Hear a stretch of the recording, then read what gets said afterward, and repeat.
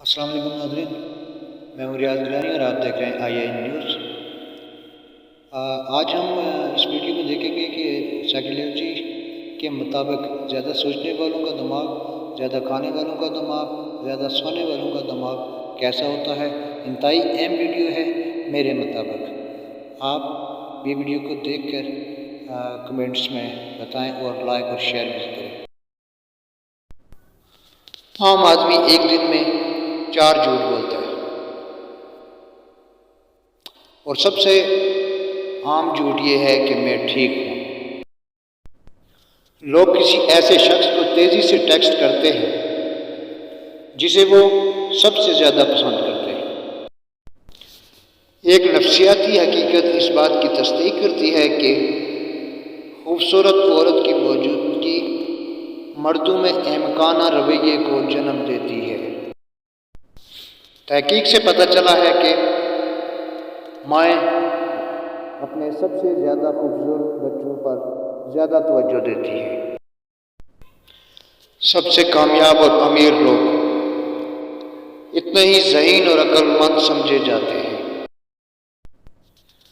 اگر آپ ہمیشہ اس بارے میں پریشان رہتے ہیں کہ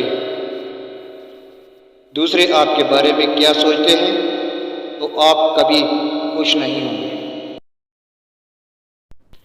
جب لوگوں کو لگتا ہے کہ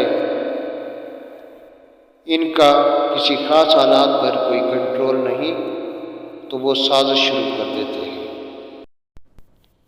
کسی کے ساتھ زیادہ دیر رہنے سے آپ انہی کی طرح دیکھنے اور بولنے لگیں گے۔ کسی بات کو عادت بننے میں 66 دن لگتے ہیں۔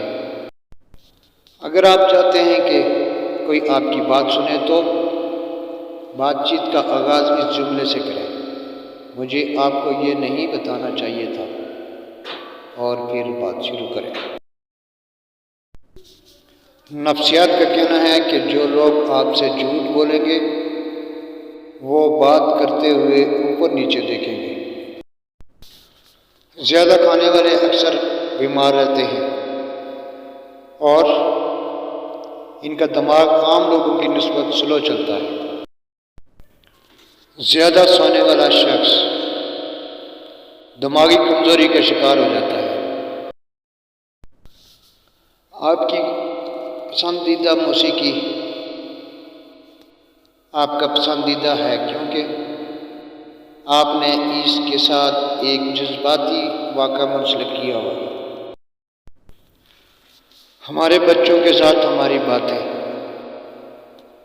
ان کی اندرونی آواز بن جاتی ہے۔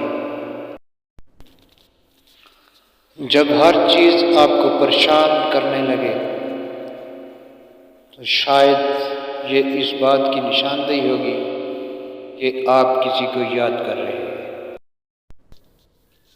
70% لوگ یہ موسیقی سنتے ہیں کیونکہ ان کی یادیں ان سے وابستہ ہوتی ہیں۔